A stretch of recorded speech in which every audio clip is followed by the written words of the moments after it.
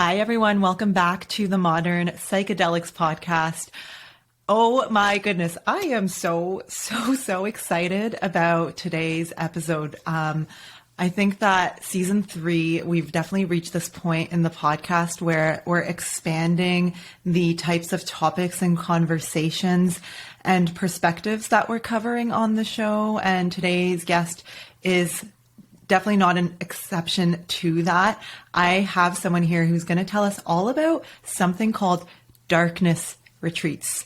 And although these darkness retreats and darkness therapy are not technically a psychedelic substance, I think we're going to learn that, psychonauts, people in this community are definitely going to be interested in this type of modality, but also I think we will find that it is quite a psychedelic experience. And yeah, there's a few reasons why today's guest is pretty special. I rarely ever have people on who run retreat centers or are company owners. That's just the personal rule that I had. But Scott and I connected a few months ago and we were kind of chatting and I was just like, oh my gosh, I have to interview this guy. Like, I need to learn more.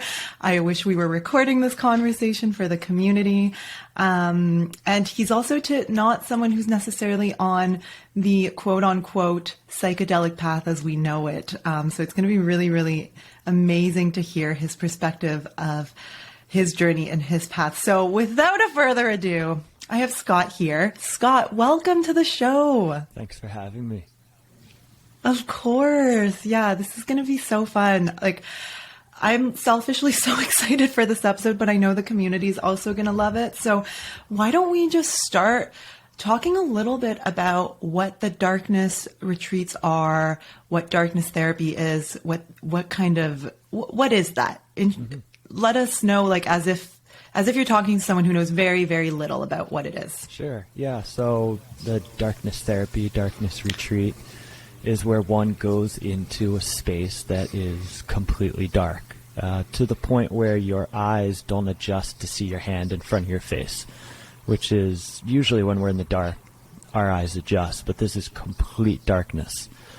Another aspect, which isn't present in dark retreats all over the world, it kind of matters how they're built, but in the ones that we have here, they're built into the hillside and they're soundproof. You might hear 5 or 10 seconds of sound a day, maybe an airplane once, and maybe a squirrel scurrying across the roof, but for the most part, you're completely deprived of sound and sight.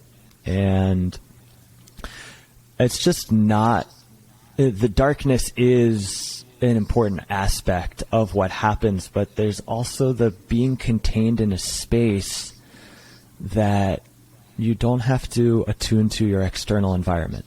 And just what happens there, where your senses are no longer busy processing all the information, you go inwards immediately. That's all that there is.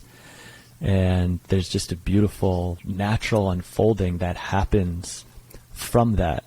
Now, historically, dark retreats can be seen throughout the world, from the Egyptians and the Greeks, the Kogis in Colombia, who the mamos go into darkness at birth with their birth mom and the elders. And my understanding is it's not total darkness for 7 years. They spend a lot of time in darkness, and they spend time under the moon and under the stars, but they don't see the sun for 7 years. And then in Tibetan Buddhism, in Dzogchen, darkness retreat is a really big part of that practice for really advanced practitioners. And as they advance on that path, 49 days in the dark is what they do. It coincides with the number of days in the bardo that they have between your next birth. So it's been done throughout many cultures, and it's having a modern resurgence. And it's really interesting to witness how powerful the dark is for people, and to see the darkness retreat being done without any cultural overlay. Where historically it's been done for really advanced practitioners. People go in with their teachers, and now it's having a whole another iteration. And it's amazing to witness how powerful it is for people, and how in the past people had been preparing for a lifetime for the dark, and the way that they oriented in there is just different than what happens now. And our culture is obviously very different and a lot busier than those more connected indigenous cultures. And to just see that it retains its power even without people going in with practice or really much meditation experience. I'd actually say the people who I witness to have the most powerful transformations and awakenings in there are actually people who it doesn't come through their meditation. It's really when they just collapse and rest into being and discover something new that they enter into that space. Beautiful. Thanks for explaining the kind of historical anthropological lineage and how it kind of came to be to what it is today, and how you kind of operate your place, Sky Cave Retreats. So I'm curious, like, why darkness? What does it have to offer to people? Why would someone, like, I'm sure listeners are listening to this and being like, why would anyone do that? That sounds horrible and terrifying, and oh my gosh, like, why would anyone do that? So in your experience and from your perspective, what is it that people are drawn to about the darkness, and what does it have to offer? Yeah. I'd say there's so many reasons to go into the darkness, and I'm continually learning through everyone who comes, because everyone's different. People come with different intentions, desires, expectations, and get different things out of it. I'd say at the core of it is to connect with what we are and to know ourselves beyond how we see ourselves through the eyes of others. Because for the majority of us, mostly how we know ourselves is how we're perceived in the world. We're a male or we're a female. We're struggling. We're not struggling. We have money. We don't have money. We're special. We're not special. All the different things. How we decide who we are is through the eyes of our culture and through the eyes of others, and how we value how we even feel. Like, if we feel sad, sadness is just usually not really welcome in our culture. If you feel sad, you can take some medicine, you can go for a run, do a cold plunge. It's like, let's change that sadness. And now if you enter into a space where you're not getting any feedback from your external environment, actually the only feedback that you're getting is however you are is welcome in this space. And people reflect on that a lot when they come out of the dark, is that they felt that the darkness was non-judgmental. Everything was welcome. And when everything's welcome and there's nothing reflecting back to us that we need to change how we are, we actually just start to rest into how we are without trying to change it. And we can begin to see that some of the reasons we may do a lot of the spiritual practices that we do, and even the seeking that we do, whether it's through psychedelics or meditation or cold plunge or yoga or chanting or prayer, whatever we do, that at times it can have a subtle underlay of wanting to change the state that we're in. And not that there's anything wrong with that, but just beginning to acknowledge that there is a movement to change how we feel, to reach for exalted states, to have ecstatic, blissful experiences. And I love those things. I don't think there's anything wrong with it. And there is usually within that an aversion to a lot of the other things that make up what we are.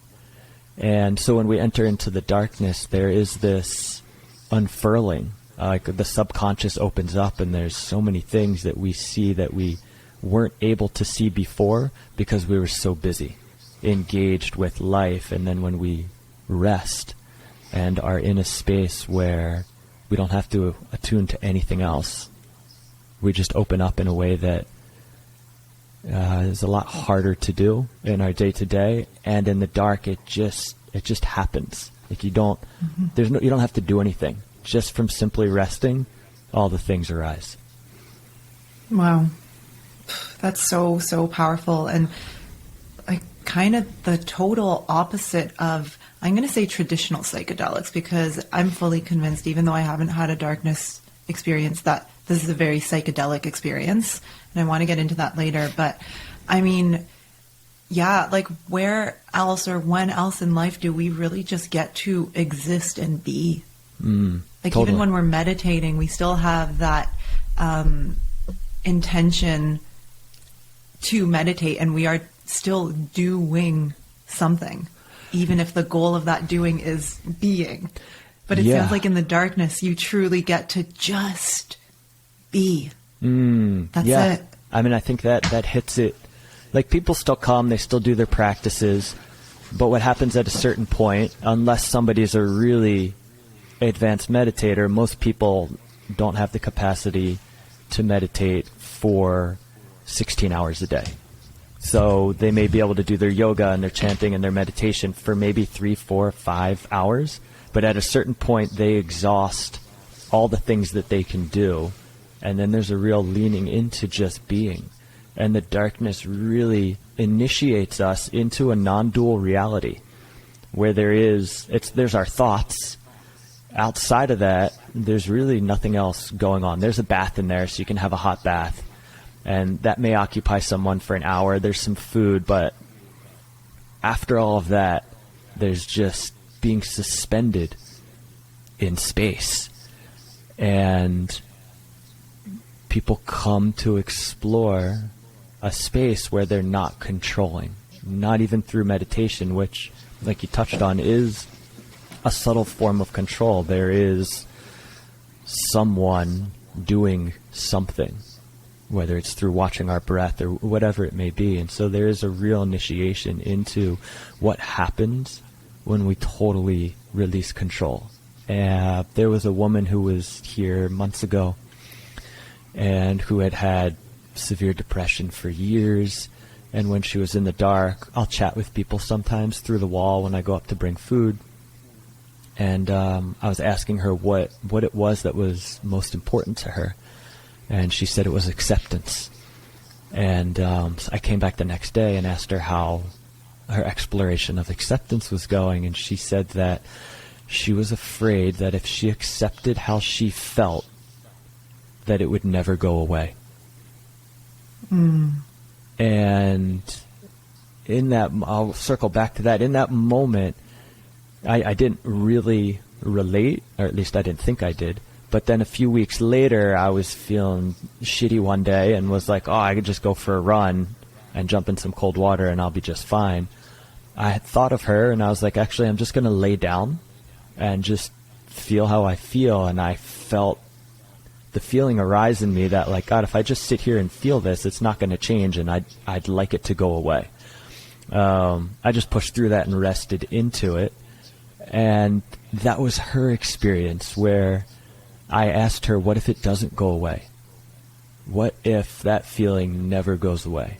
Do you want to be forever in resistance to it, or do you want to allow it? I came back the next day and she had totally broke through and was totally elated. And when she came out, she said she just decided to accept it, like, truly, and rest with it and accept that it may never go away.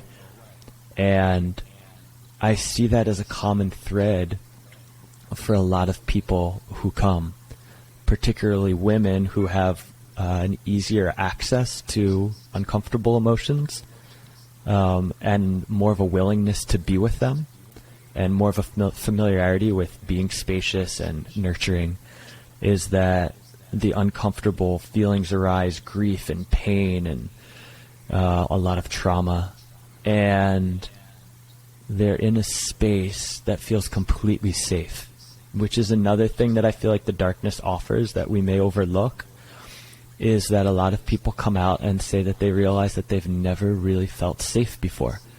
And even if one goes off into the woods and goes camping for a while, there still is a sense within us somewhere of survival. Something could get us.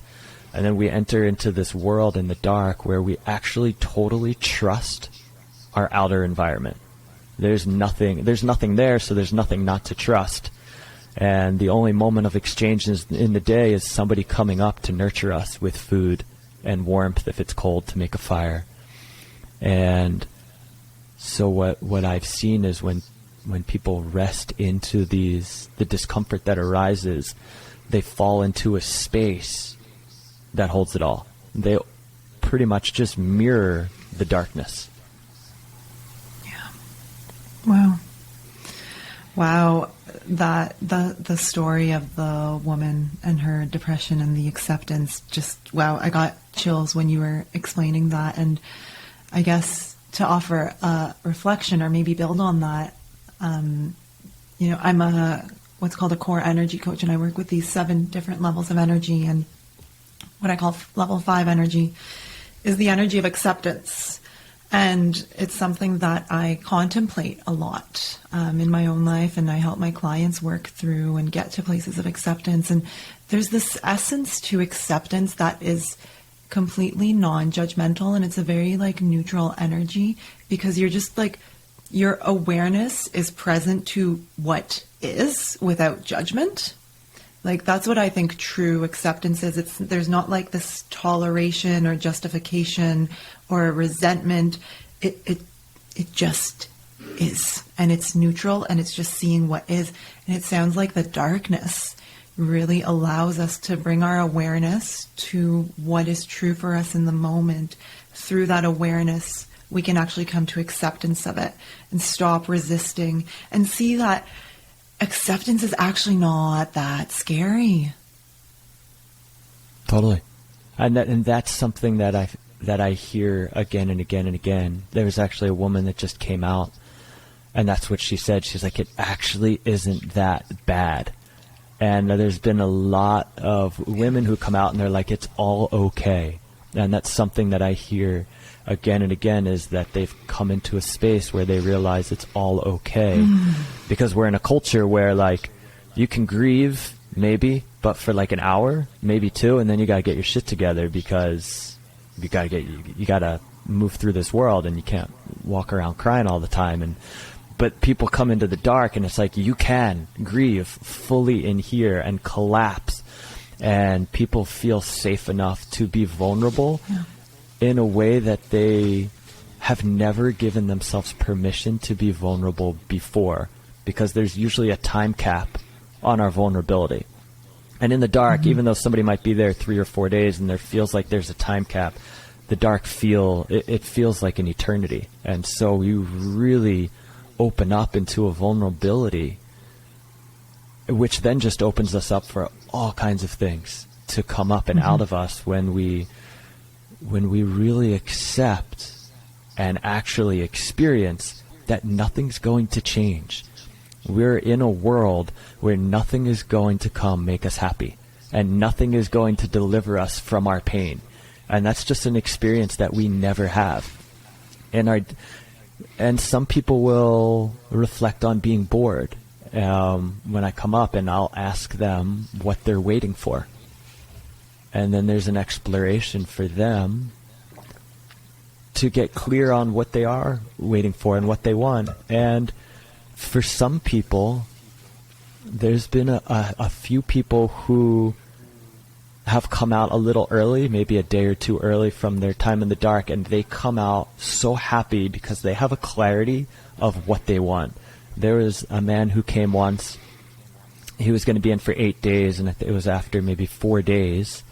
He's like, I'm ready to come out. And he came out and he said, you know what, I come home from work and I go right into meditating, and I hold spirituality as so important, and my spirituality looks like my meditation practice.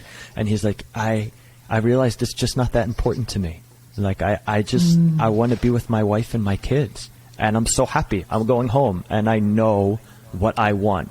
Whereas before it was I wanted to want spirituality, and I thought it was really important, but when I got down to it and I was dead to the world, and I'm you're pretty much you're laying on your deathbed in a sense, where it's you've lost everything.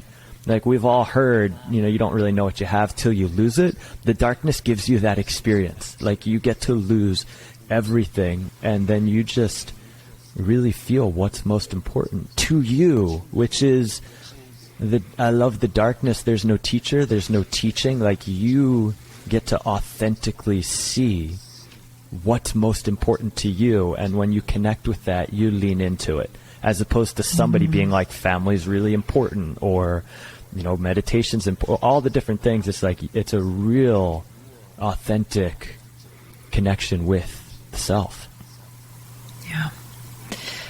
Yeah. So, wow, I have been following the stories and testimonials on your Instagram page for a few months now. I haven't even sat with the darkness yet, but I've been I feel like I've already consumed so much wisdom from it just by hearing from yourself and the incredible people who come to stay at your center. So for those listening, check out their Instagram account, because when they come out, Scott, I guess, chats with them and films them.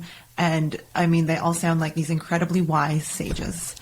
And like what you were just talking about, like the spirituality and the attachment to it looking a certain way, and to us like grasping onto what our spirituality and what our spiritual practices look like, and then coming to this realization of like, wow, that's actually totally not even serving me or what I want, and it's just based on this idea of like what I learned at a yoga retreat or whatever, right? Like, true spirituality is like, it's between you, and that's it. That's right. It. Yeah. Amazing. And like, that's one of the things that being in the vibration of your work and your retreat attendees and the wisdom of the darkness really deeply opened up for me in the past few months since I've been following your work, is like, wow. None of this stuff is even like, I don't even like it. Like, I'm 31 years old, and my whole life I've been like trying to force myself to meditate. And force myself to meditate. And it's only very, very recently that I've come to accept that, like, I'm just not someone who enjoys meditating. And this constant battle that I have in my mind about how I should be meditating because I'm a spiritual person and spiritual people meditate, and like all of the things about how meditation is so good for you, right? Like, okay, great. But I personally get that from like dancing on a dance floor with like high vibe people on weekends. And coming to that place of acceptance and getting so real with myself has been so incredibly liberating. Like, so thank you. Thank you for that. And thank you, darkness, for that. Like, yeah. That's amazing. Yeah. I mean, it's been when we first started out, I overlaid my experience onto people who were coming, because that's all I knew of. Like, I know how I orient in the dark, and I imagined that this is how one orients. And then through witnessing other people and realizing that that's just not where the medicine's at. There's not a cookie cutter path for everyone, and everyone's so different. And actually seeing that people who come with a really strong meditation practice, they tend to be more of the men, grasp onto that. And it's the thing that, like, it kind of keeps them above really dropping into the things that they don't want to see, because there's this kind of confidence in knowing, like, I know it and I've got it. And then if that's someone's mentality, there's not really that much of a willingness to drop into, like, actually I don't know, and all those other things that really inform our behaviors. And it's amazing. And there was another woman who came out. There's been a few people. There was somebody he was like 25, and he came out of the dark, and he was just like, I'm going to go move home with my mom. I want to go move in with my mom. Like, I realized that, like, I've actually pushed my family away because I always felt like they didn't understand me and they weren't getting how spiritual I was and they were judging me. And he's like, I don't care. I just, they love me. And like, I just want to be with my family. It's just like the realizations that some people have on their deathbed of just like, who cared? Who cares about all of that stuff? If you got love in your heart and you're surrounded by people that you love at the end of the day, and we hear that, but it's like when you're in the dark, you experience it because you lose everything. And I'd say forgiveness is another big thing that comes through in the dark. I mean, there's been a lot of people who have said, like, I thought I forgave this person, but I didn't realize that there's still more. And people who have like, oh, this person did me wrong so long ago and I haven't thought about it in 15 years. And it's like all those little pains where we see that we feel hurt and we just, the darkness just moves us to not wanting to feel pain anymore and seeing the areas where we feel it. And I think that's one thing that, like, clearly we all want to be happy. And if we really look at a lot of the things that we do in our day-to-day, a lot of the times it's motivated by trying to distract ourselves from how we feel. Like if we just sat and rested with ourselves, that's why the darkness seems so scary, is because like being alone with ourselves is kind of scary because it's something that we don't do and we're not familiar with. But I'd say just about everyone who goes into the dark says it really wasn't scary. And that they felt comforted and held and in a space where they could allow all those uncomfortable things to be present, and no one's telling them that that's not okay, and no one's telling them this is the way or this is what you're supposed to do. And I think you touched on it where I see that one of the biggest hurdles is people's idea of what it's like when they've finally arrived is the thing that keeps them from actually just arriving. Like when I've arrived, I'm having this vision of being in heaven and just like lights pouring out of my eyes and my heart's open and it's overflowing and like I'm feeling ecstatic bliss and everyone thinks I'm amazing, or all the different things, or I have this thing and that thing. And then they go into the dark and it's like, you might have a cool experience, but it's going to come and it's going to go. And no one's there to notice you. And so there's a real restructuring of what it's like when we've arrived. And in the dark, the only thing that really lasts, that's really attainable, is rest and acceptance. And then perhaps love, which brings it to another level of really feeling deeply what's present. And I think there's this idea that when we've finally arrived and these sages and the saints like experience no pain, and that there's right, so that we kind of write off pain as like we're off course and we haven't made it, whereas perhaps they feel pain but they also are the space that allows the pain to be present. And that's what I see. The darkness, it's like existing with the most enlightened teacher. Like it's this space that allows all things, and all the things that fill it just come and go. And so there's a real witnessing of the impermanence, because it's when our perspective changes that we change, because our external world is constant. Yeah. I think the most powerful type of change is like when nothing changes, but everything has changed. You know what I mean? Like when internally it's all different, but like nothing, like the external world is all the same, but because of those internal changes, everything looks different, even though it's technically the same. Totally. Yeah. Yeah. Yeah. I mean, I for me, when I tend to go into the darkness once a year. This last year I went in twice, but I'll go in for 10 days. This winter I'm intending to go in for 21 days. But on that note, I guess before I say what I was going to say, it's longer's not deeper in the dark. And I would say that the people who I've witnessed who have had the most powerful transformations are people who have gone in for 3 or 4 days.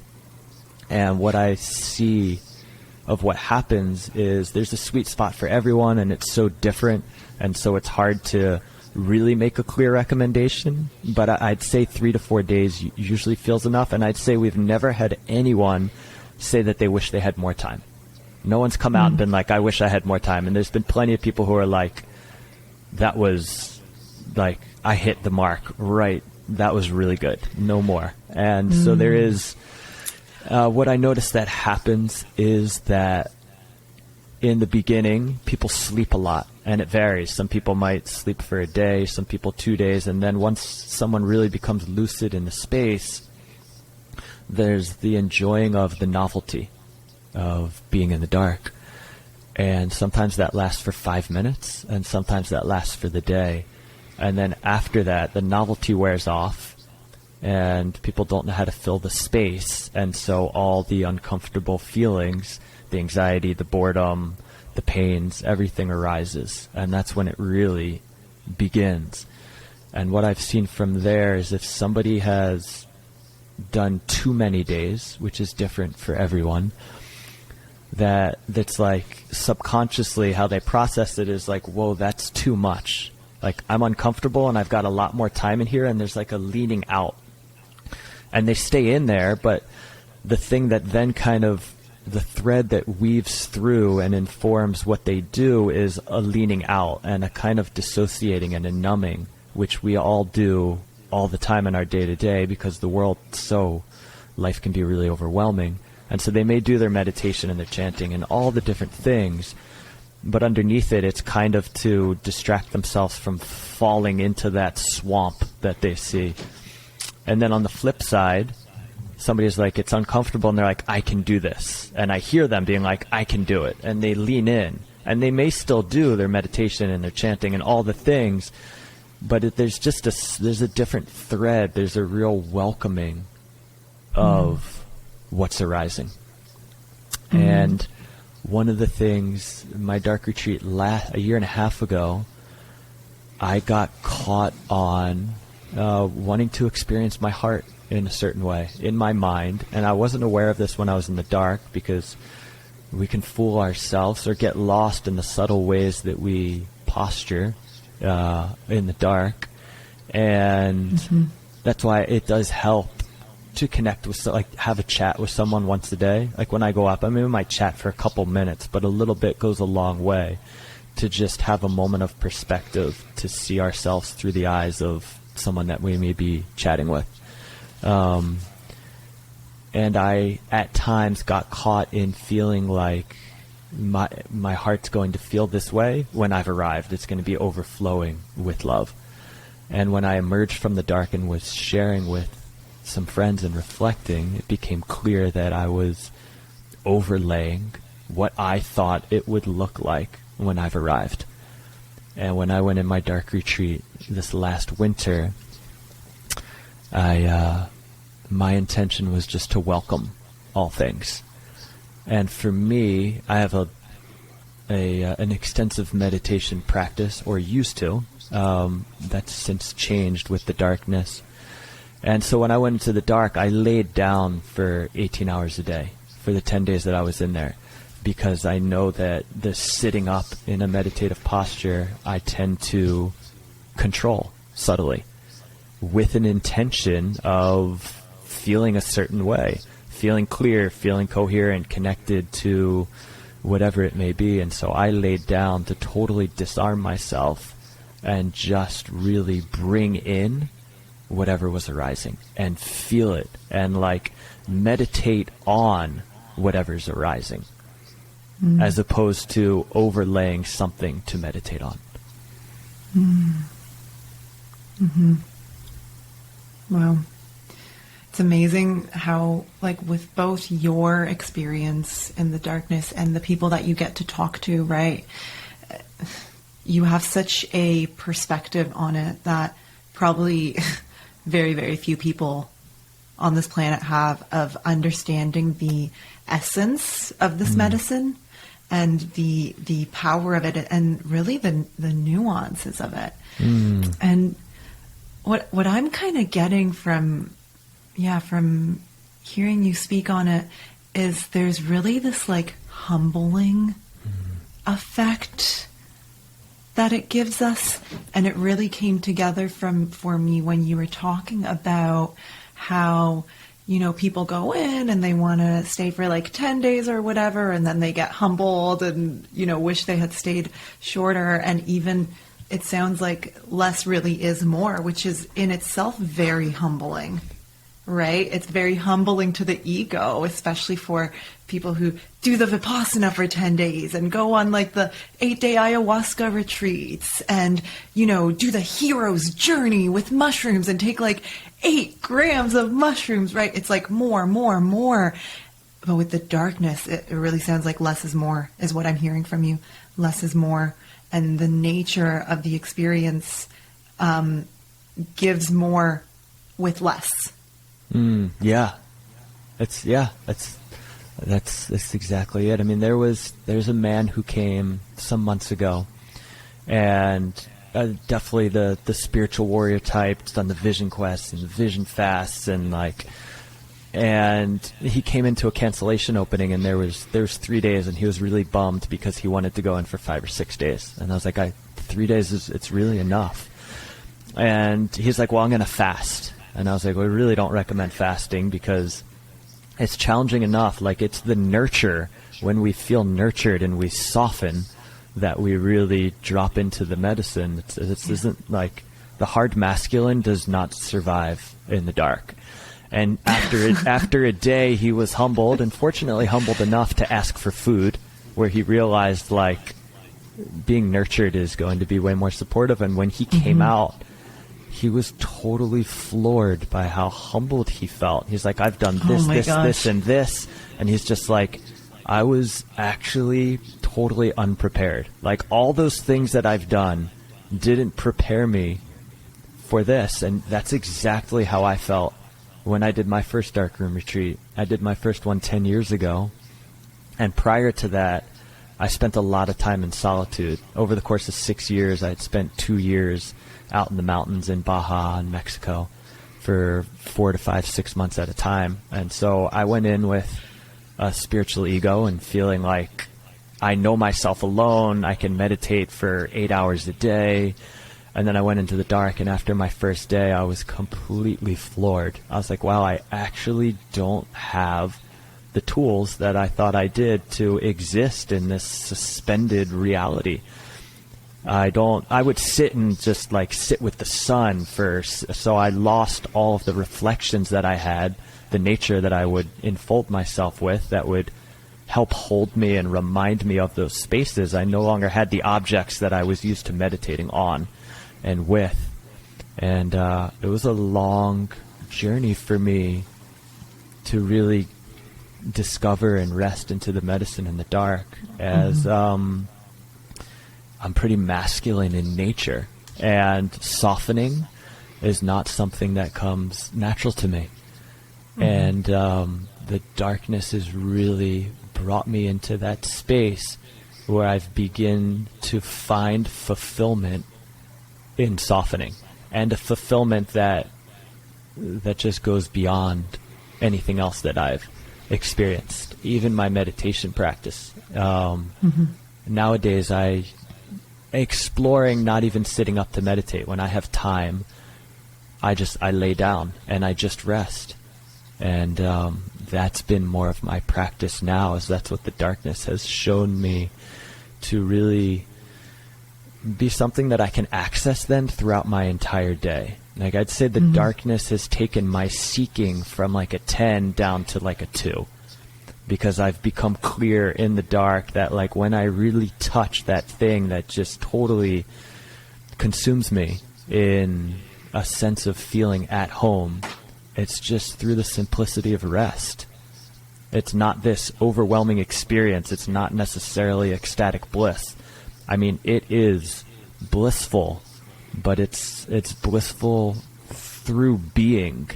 It's not necessarily this experience. It's like, the eternalness of being is, it's just a different quality, that whereas before I knew that, but I also was grasping after the highs, which I still love. And when I get into them, I definitely notice that I'm still grasping after them while I'm in. I love to ecstatically sing and love to go into the darkness in one of our day use dark retreats that we have and just explore that aspect. And yet it's in the softening that I've really found and have seen for others. For example, there's been people who have come in who are practitioners and do their meditation practice, and when they come out and they share what was that gem that they discovered in there, they say it was when they stopped doing all their practice, when they exhausted it and they just rested. And that's when they found something that they had never found before. Yeah, it's not to say that that stuff doesn't serve us, those practices don't serve us in the world where we're not in the dark and we're managing a lot of stuff and things are going on, and like, yeah, we do need to maybe take 5 minutes to meditate or whatever, but it sounds like in the darkness, again, less is more, but also letting go of those practices and modalities allows you to actually be with the medicine that is the darkness. And I want to talk to you a little bit about that, because my ayahuasca shamans, who I've been working with for 3 years, very beautiful, humbled women doing this work, very grounded, very earthy, not like out there type of spirituality, super grounded, super earthy, super human. They always say with ayahuasca, in the ceremony, you don't need to journal. You don't need to do yoga. You don't need to do breath work. You don't need to do any of the stuff because it's going to interfere with the ayahuasca. It's going to interfere with the medicine. Just be with the medicine. And I'm seeing some overlap there between that kind of philosophy and the darkness. So can you talk a little bit about that, about like this idea of like how we want to use all these other modalities and practices to avoid what really is and like what's just there for us. Right. Yeah. In those moments where I see people breaking through is when they're just being with what is. Now, like you said, that's not to say, meditation and all the practices have their place, and I think they're extremely beneficial. And I love to meditate, and I think it brings you to the door. But there's still a sense of control, and which doesn't allow for a lot of subconscious stuff to really open up and to really explore new ground when we think we've got it figured out and we're controlling in the subtle ways that we control. There's a contraction because and there's almost a smallness around whatever we're contracting around, whatever we're holding our awareness around, as opposed to a dissolving into the space that allows it all. And I think in the darkness, for some, it becomes clear that like that which we are is not defined by that which appears. And so there really becomes this true, at a core level, allowing of whatever's present. It's like if we're feeling a certain way, it's not defining who we are. But in the world it does, because we're seeing ourselves through the eyes of others, and people are feeling how we're at and then reacting to where we're at. But in the darkness, there's nothing that's reacting to where we're at. So there's everything just softens in there by nature, because everything's welcome and nothing's reflecting back to us that it's not welcome. And there's been a handful of people who have come who have the capacity to really feel deeply and express uncomfortable emotions or really drop into their grief, who have said that they felt like for the first time ever they were able to really feel however they were feeling and go into it and just really scream and cry as loud as they can and feel like there was no cap on it until it naturally just moved on, because nothing lasts forever, and there's that feeling in there really that it just naturally moves on.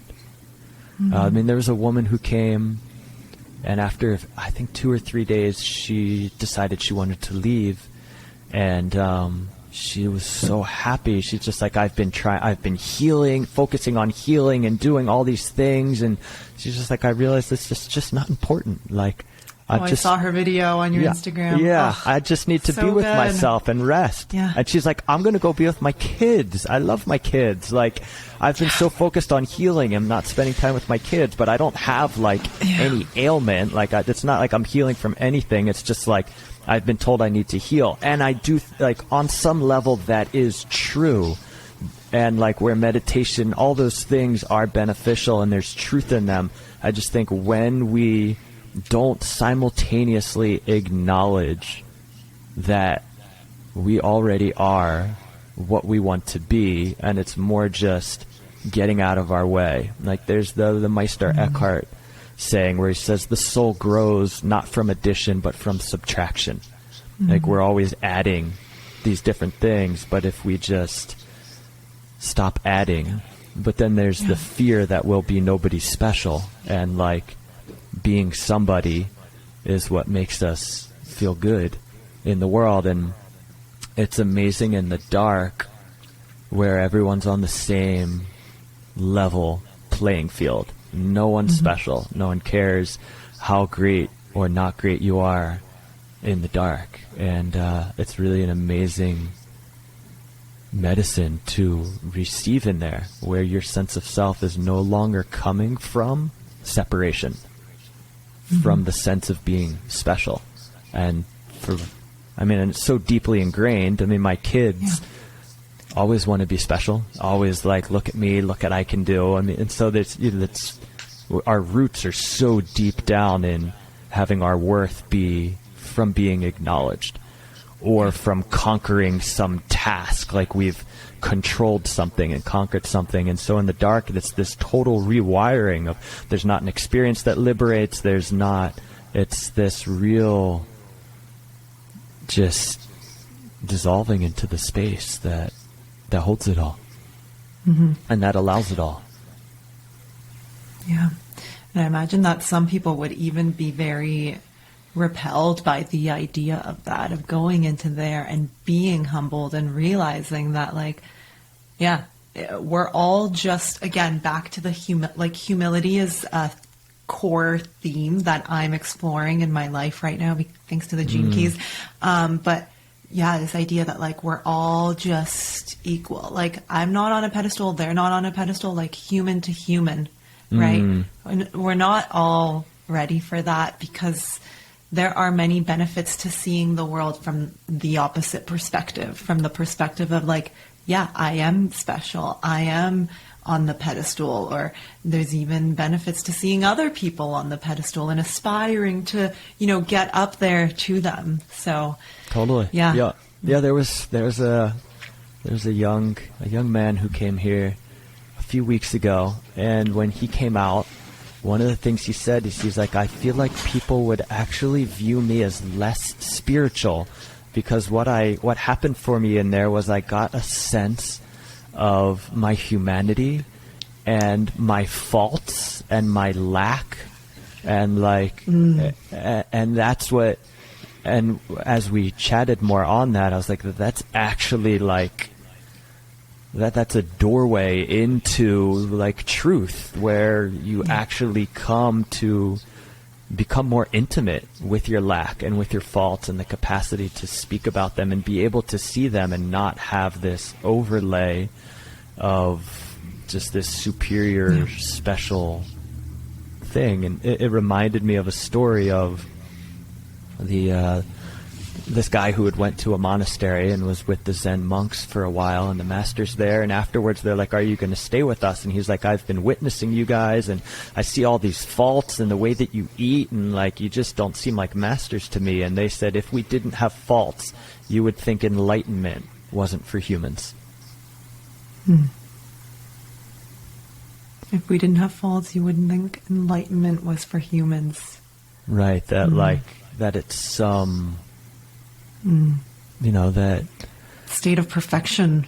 That is, some state of perfection within our human nature. Yeah. That there's not, that sadness and, all those things are welcome too. Yeah. Yeah. I always say the most spiritual thing we can do is be human. Yeah. It really is.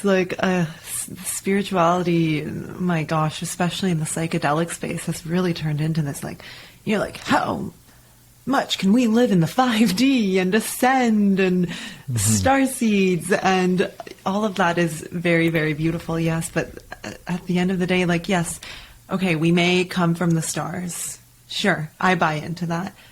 But we live on Earth. We live here on Earth. Totally. Right?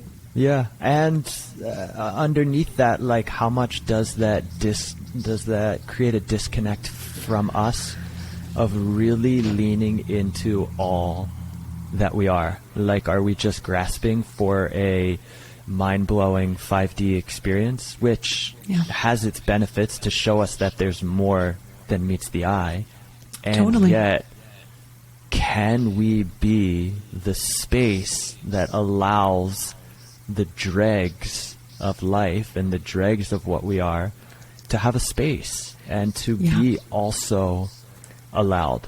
And that's the humbleness, right? Knowing that all that crazy 5D exists, but also realizing that, here I am. Totally. And this is what the human experience is. Yeah. And all that it encompasses. And I think that's what the dark, for me, and the practice of really resting and softening and just feeling what's present has translated for me in my day-to-day more than anything else.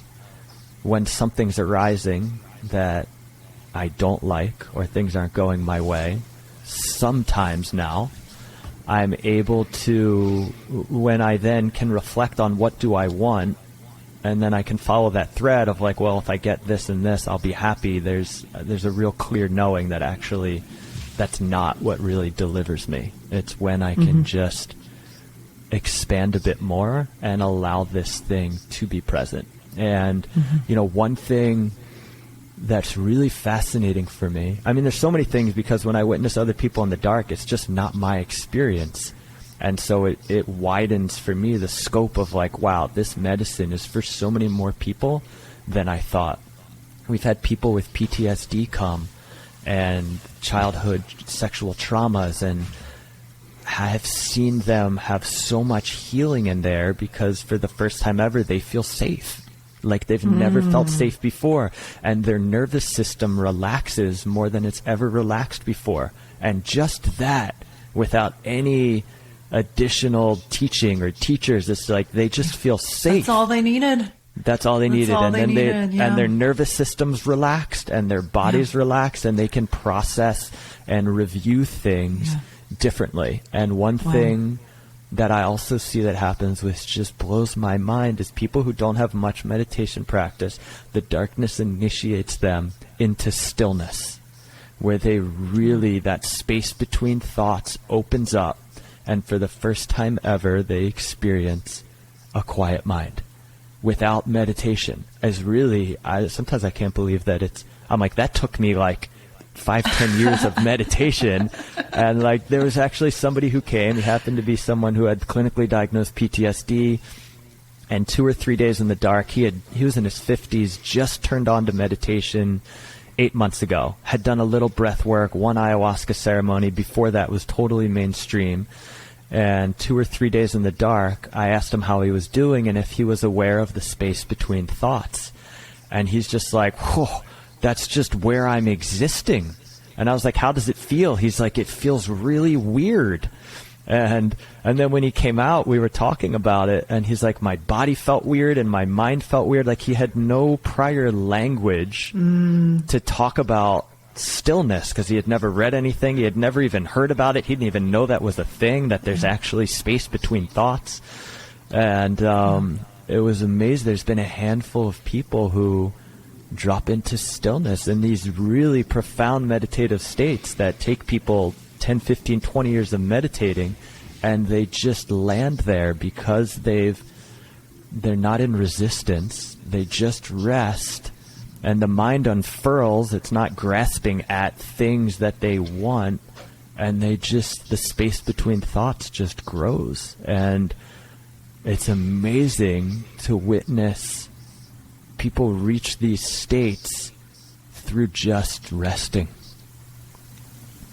It's the simplest thing. Yeah, the simplicity is amazing. Wow. Well, this is definitely going to be an over-hour interview because, I mean, I'm enjoying talking to you so much, and I'm just looking in front of me here. I have all these questions I wanted to ask you, but instead, we're just flowing, and I'm enjoying it so much. But one thing I really wanted to talk to you about that I think that our community is going to be really interested in is this idea of, psychedelics translates to mind manifesting, right? Because psychedelics have this quality about them where they are non-specific amplifiers and they bring forward whatever needs to be brought forward. And we can't predict or understand how that works or how it decides what it'll bring forward, but they do that. And I remember I saw a video of quite a young man come out of one of your retreats, and he was saying like, wow, yeah, it's crazy in there. Like, if you think the world is bad, the world is bad. If you think the world is good, the world is good. If you're happy, it's happy. If you're sad, it's sad. Like, whatever you think is true in there.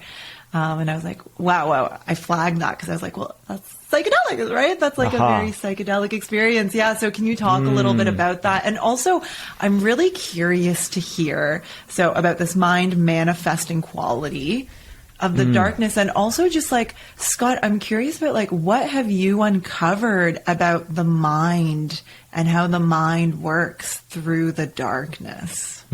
Yeah, those are all great things. And one thing that comes to mind, and there's been a handful of people who have qualified the darkness as a blank canvas or a blank slate, there's one woman, she said like the only thing that changed in there was my perspective of how I related with the darkness. And wow, there's where to go. So there's one question that I ask people now, and I look forward to making a bigger mashup of like, I ask people to compare plant medicine with the darkness, because a lot of people who come have done plant medicine or are really deep on the plant medicine path. And a woman who just came, who is actually on the board of the psychedelic community in Portland, deep into plant medicine, said that for her, one of the things that became clear was like, plant medicine like blasts her out beyond her surface, and that in the darkness she dealt with a lot of her surface emotions and things that plant medicine just doesn't connect her with, because it blasts her out so far that some of the things that it's not as relatable. And what she said, and I've heard from others, is that like they feel like the darkness retreat, like they integrate while it's happening. Like, because they step into new spaces, and then there's just this time and this soft container to weave in these new discoveries and new ways of being. Like, oh, this is now true for me. I had this aha, like we have on plant medicine, but then you have this aha, and then you have hour after hour after hour to live it and integrate it and really deepen into that truth and really see everything else within us that tells us that that's not true. Like, for example, I mean, when somebody might come onto plant medicine, there's a realization that like, I am love. And like, but it's, when you have that realization on plant medicine, like you really feel it.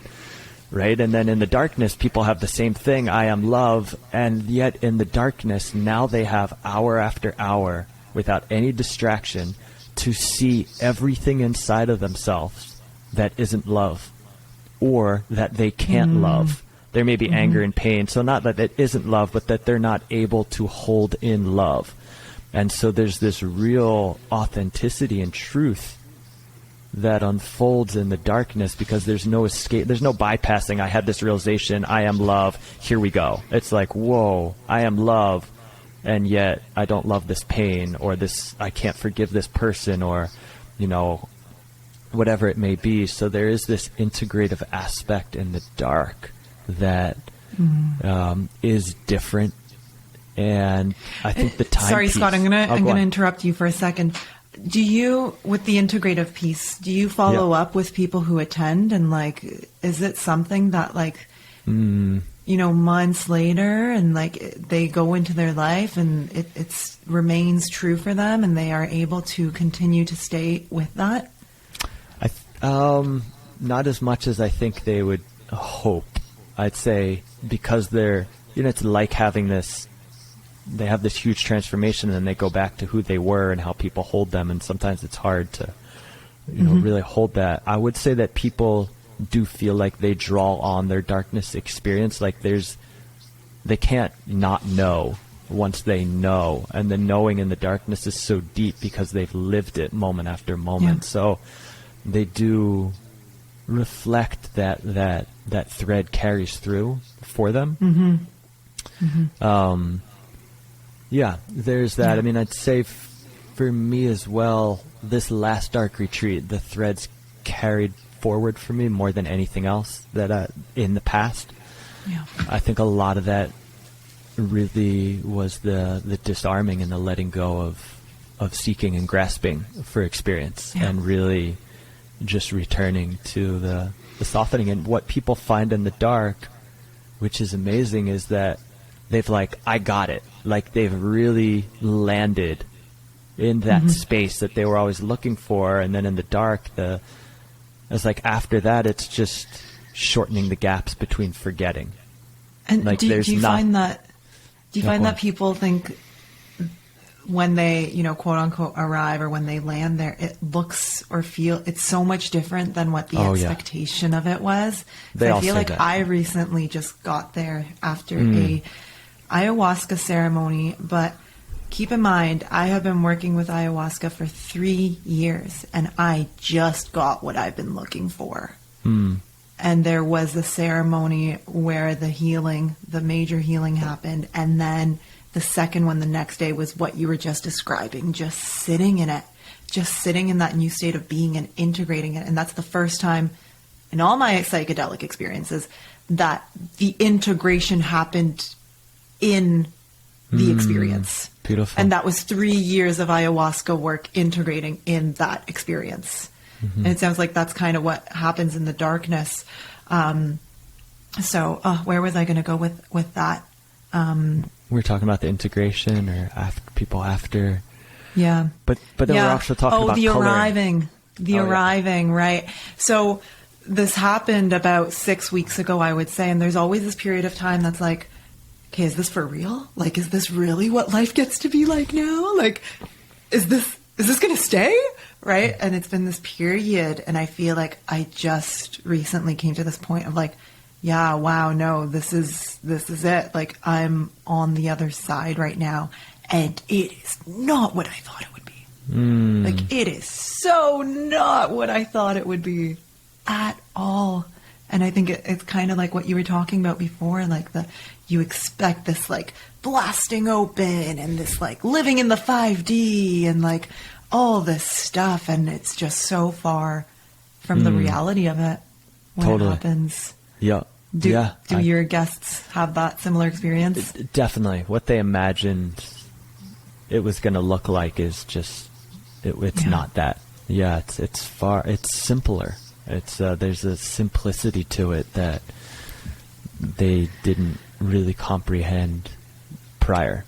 And I mean, and that simplicity opens up to just being so profound and deep, but it's like that door was simplicity, and the simplicity carries on. And, you know, people have visionary experiences in there, you know, to continue on the thread of the psychedelics and like the mind really manifesting in there.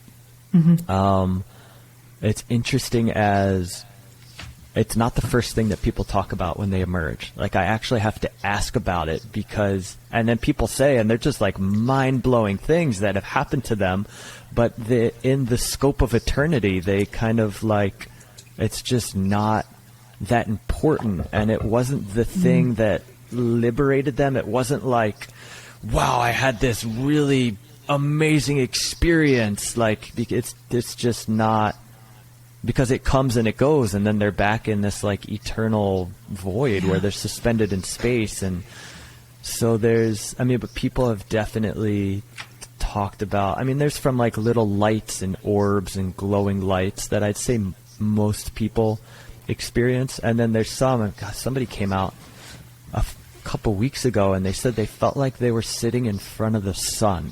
Like, they're like, it was that bright and that warm. But then they said that actually they didn't like, it was distracting them. Like, these far out visions that people think, that he even thought would be really cool to have. At a certain point, he's like, I wanted it to go. He's like, I even put on my mindfold because I thought that would, for some reason, make it go away.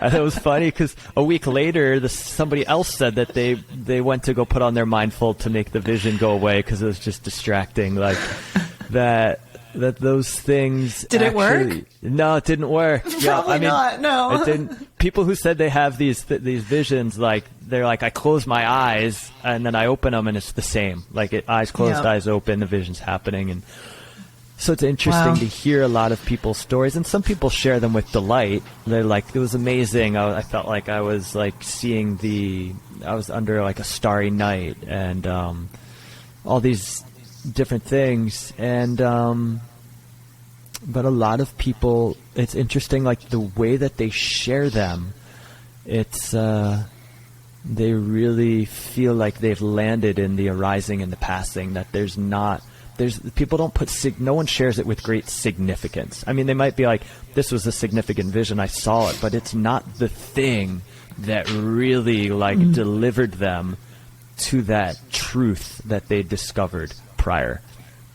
Fascinating. And some people have had really big visions in there where they were like, it was like IMAX theater projections. And there's been a few, not that many, but some people have had that extensive of visions, and still even them, that they're not sharing it with like, this was it. And it has a different kind of flavor when someone's suspended in the darkness for so long. It doesn't really stand out as that significant. I'd say the dreams are a really interesting phenomena in the dark. There's a lot of people who come and they're like, I never dream, and I had vivid dreams every night. Or people who dream and they're like, my dreams were even crazier. And the dreams are really like the only like escape from the constant in there. It's like, I get excited when I get to go to sleep because it's like I get to have a little adventure. Like, something's going to happen. I get to do something in my dream. And a lot of people find that the dream and the waking state gets blurred for them. Like, they're almost not sure, are they dreaming or are they just in the room? And it's, the dreams become really fascinating in there. Mm-hmm. Wow. Again, with the humbling, right? With psychedelics, and we're just like, the visions and the things I saw in the darkness is just like, it kind of happened. It happened. It was really cool, and then it left, and I was back to, either being miserable or feeling rested. And and I want to ask, so I'm not the expert in this, so correct me if I'm wrong, but the theory is that the endogenous DMT gets released after about day 3 or 4, but we don't really know, like, it hasn't really been proven that we even can produce endogenous DMT, right? Yeah, that's my understanding as well. We recently got an EEG, and we're working with some various people to set up some studies and do some tests to actually see what's happening. What various people I saw on your website that you're actually working with the Beckley Institute to do some research. Well, we had reached out to the Psychedelic Research Center in London. And so, yeah, there's some various people that we've been trying to pull in. That's a big deal. Congrats. Yeah, that's huge. Tell us about that. What are you wanting to learn? What are you wanting to gain from that? Yeah, well, just curious if we can isolate some of the precursors to DMT and see if we could then show that endogenous DMT is being secreted, and to also explore like Mantak Chia, who is kind of really kicked off the modern resurgence in dark retreats, I don't know, 15 or 20 years ago. He does really tryptophan-rich foods in the beginning, which helps with the whole neurochemical process that he sees that then moves into the DMT. So, like, is there foods that lend themselves to that? And, yeah, various things like that of just isolating different things and really exploring, is DMT being secreted?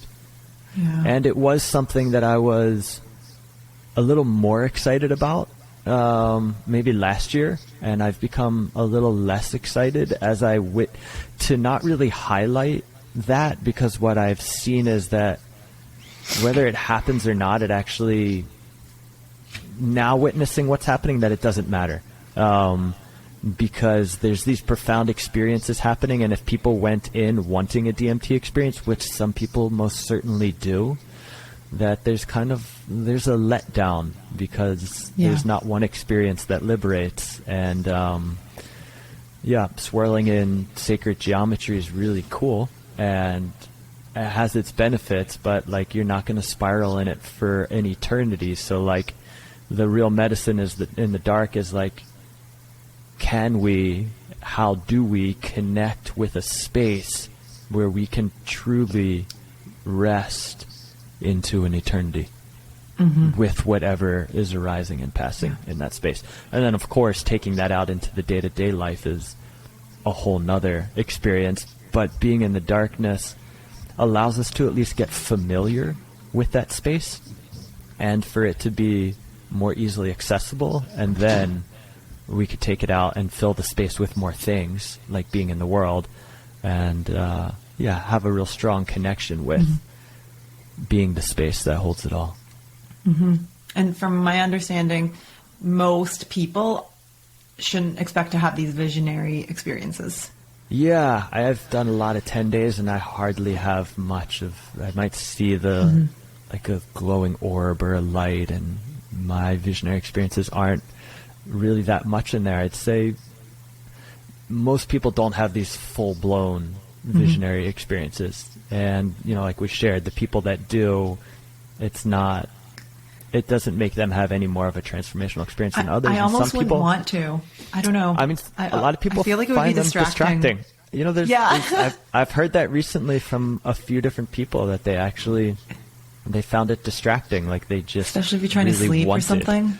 Yeah, that was what one person said, is like, it just wasn't going away and they're trying to sleep. And some people have auditory hallucinations. That's a thing as well. I haven't heard that as much, but some people have talked about that.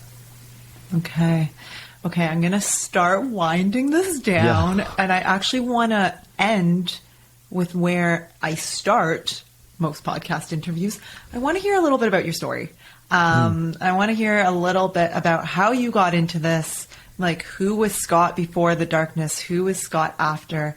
I have a friend, Julian, who I plan on coming to Sky Cave with one day. We just are absolutely looking forward to the experience, and he really wants to know, and I promised him I would ask you about your journey of letting go of the ecstatic bliss and into the darkness, and just, I want to hear about that journey of like releasing the attachments to like what it was supposed to look like. So maybe you can take like, I don't know, like 5 minutes and tell us about your journey, about who was Scott before and after.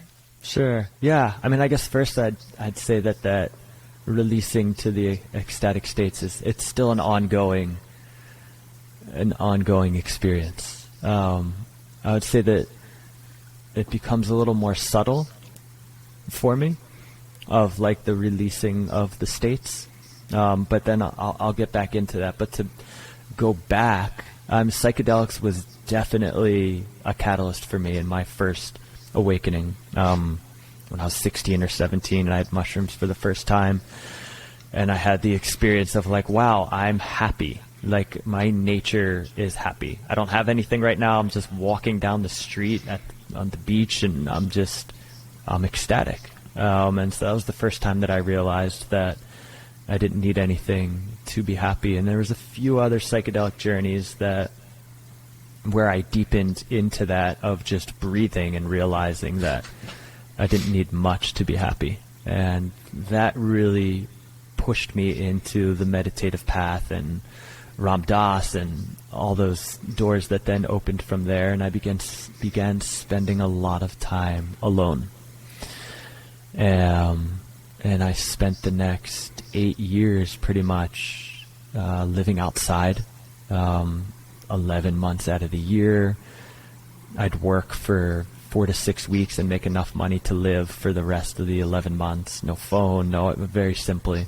And I spent a lot of time in Baja, Mexico for 5 to 6 months, and Mount Shasta, and living outside. And at that time, my spiritual orientation was ecstatic bliss. That was really all that I was interested in. It was all that mattered. And to me, that's like when you've arrived, you were like, I loved the Sufis and Hafiz and Rumi and other ecstatic mystics and saints, Ramakrishna, and those were who I looked up to, and in my mind what it looked like when you've arrived. And so my time in solitude was mostly spent doing a lot of Osho dynamic meditations, where there's like vigorous breathing out your nose and screaming and shaking, and like when I'd get tired I'd jump in the cold water and start doing it again and praising, and like those were and affirmations, and that was all I wanted. And I was able to maintain it fairly well when I was alone. And then in the world, I didn't really fit in very well.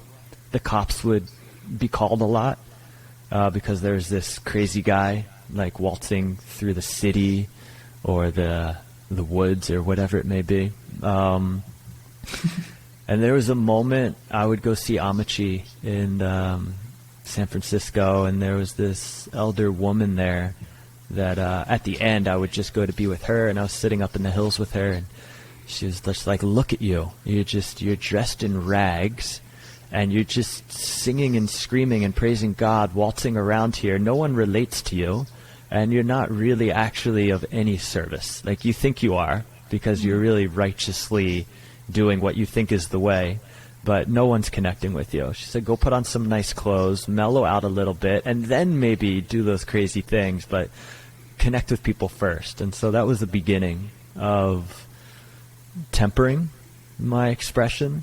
And I feel like I lost my innocence, though, as that happened, or I became self-conscious again. Whereas prior, I think I'd spent so much time alone, and I was so deeply rooted in how I was, that I just didn't care to fit in and really even connect. If we weren't singing or dancing, we weren't talking. It was like that was really it. So that was the beginning of starting to lean into other ways of being, and then having to find comfort in not just screaming and dancing wildly. And so I remember for the first time when I went back off into the woods, when I started to embrace like the qualities of like peace. And I was just like, wow, that was kind of like almost like a word that made me cringe before, because it didn't really fit into how I was orienting. And I went out to Crestone, Colorado. I spent a few years there to be with some teachers, and I began to get more grounded, take on more responsibilities.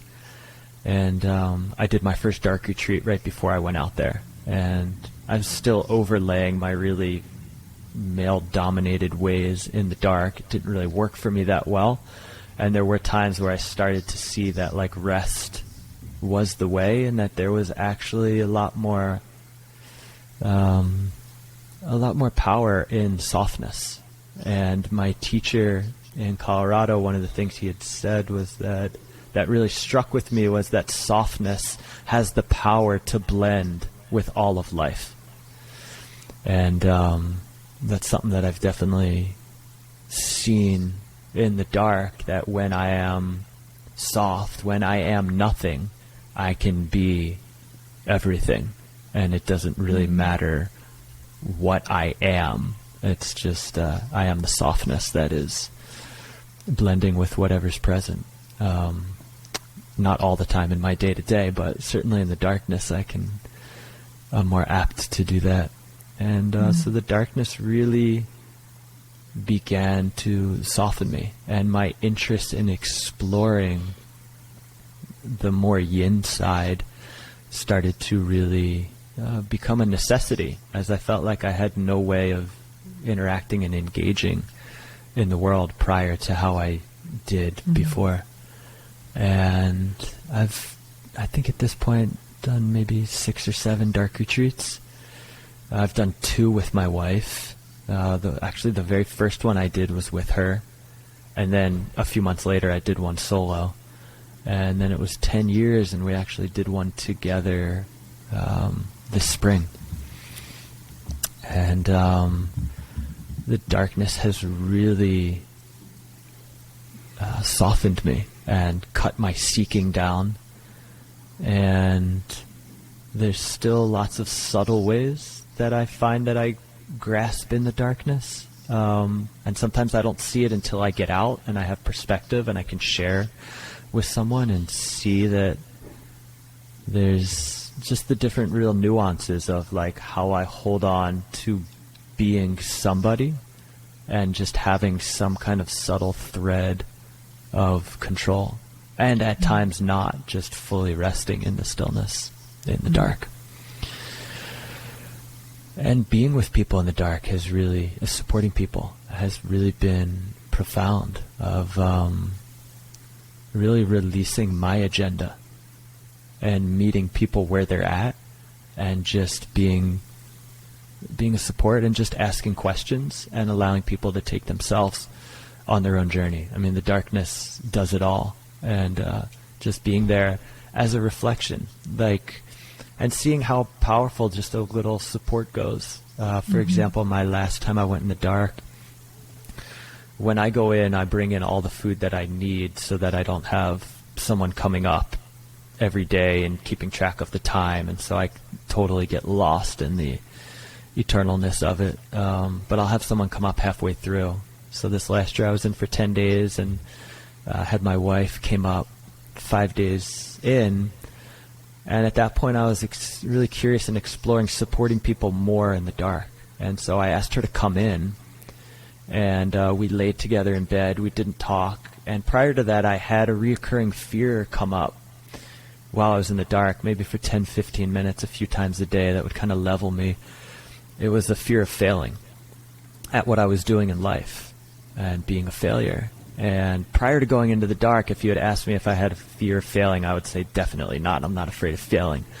But it became very clear that I did. And she came up, and when we were just laying in bed, that fear arose again, and I was able to see through her eyes, with her there, that if I failed, I was still loved, and it wouldn't really matter. Life would go on. I would fail, and we'd continue, and love would be present. And she left, we didn't talk, and that was it. The next day came, and that same fear arose, and it was like it had no power. I was just at an experiential level, it was like, it's okay if that happens. And I feel like that's what people get in the dark. Like, all these fears, everything arises, and it's like, it's okay. Like, if it happens, I'm still here. And at the core, I want to be happy. And and that choice becomes really apparent in the dark. And so, yeah, for me, it's been a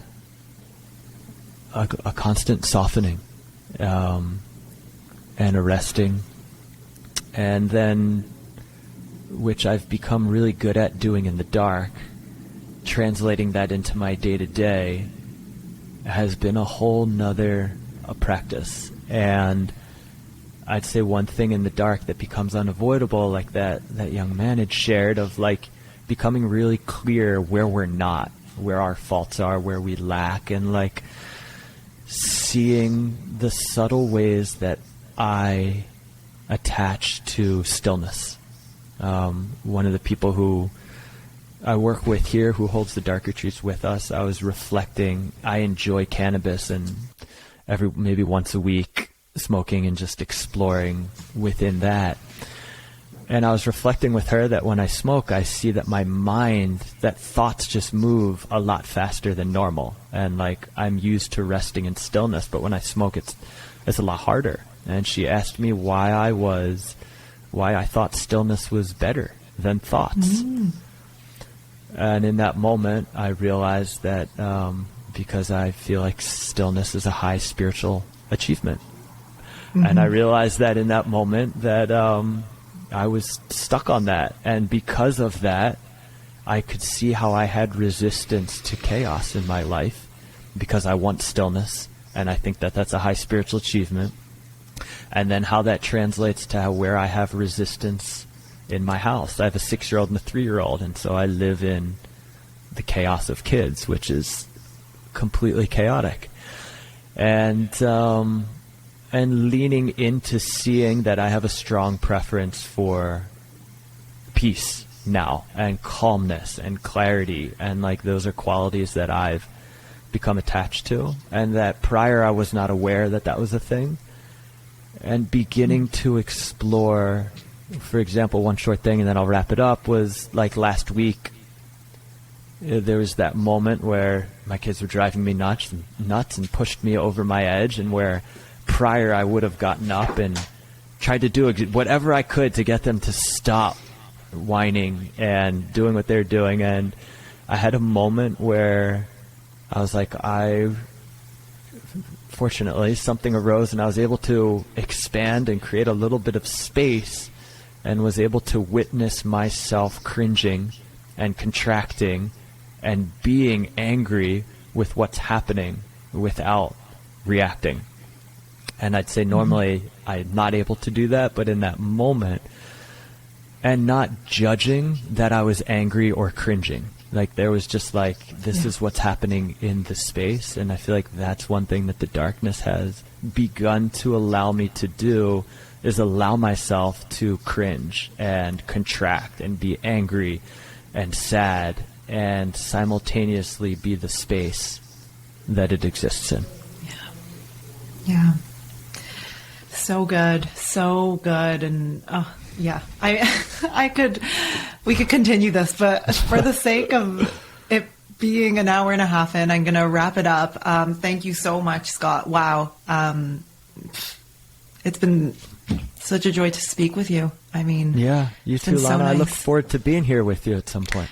Yeah, I'm definitely going to come visit with my friend one day. I'm deeply, deeply called to experience this darkness retreat now that I'm not so afraid of it anymore. Beautiful. Yeah, so you guys have a beautiful website that everyone should go check out. And the center looks just, oh my gosh, so earthy and grounded and like elemental. So can you tell people about how they can find you, how they can connect with you, if they want to come for a retreat? Let people know. Yeah, so the website is skycaveretreats.com. The Instagram is skycaveretreats. We're out here in Southern Oregon. We have 3 dark retreats, and we are in the process of building a few more starting this winter or spring. I think you're going to need more. Yeah. I think people are going to want to start coming to see you and experience this because, wow. Yeah, like I said, I like never have people on who have retreat centers, but there's just such a humbleness, a groundedness, and there's just something about this conversation that I felt like had to be shared, because I think that a lot of people are really going to benefit from this very humble approach to exploring their spirituality and themselves. And I really think that's needed, especially as psychedelics are becoming very mainstream and they're, leading people down a bit of a narcissistic path. We're seeing that. they're non-specific amplifiers. You give someone who has narcissistic tendencies with narcissistic tendencies, psychedelics, they're going to continue down that path and then, lead others with them. So that's why I felt like it was very, very important to talk to you today and share some of these messages. So thank you so much. On that note, there's one quote that by Chogyam Trungpa. He says that, there's so much self-deception on the path. The ego is always trying to achieve spirituality. It's like trying to witness your own funeral, right? That at the end, when we've really arrived, there's no self or specialness, or it's like you can't be there to really see yourself arrive. It's the different space that opens up. Yeah. Thank you for that. Beautiful. Thank you for Thanks, that. Lana. Thank you, everyone. I hope that you've enjoyed this. Check out their work, check out their Instagram, their website, and if you feel called, maybe reach out. Thanks for listening, and I'll catch you guys in the next episode. Thanks, Lana.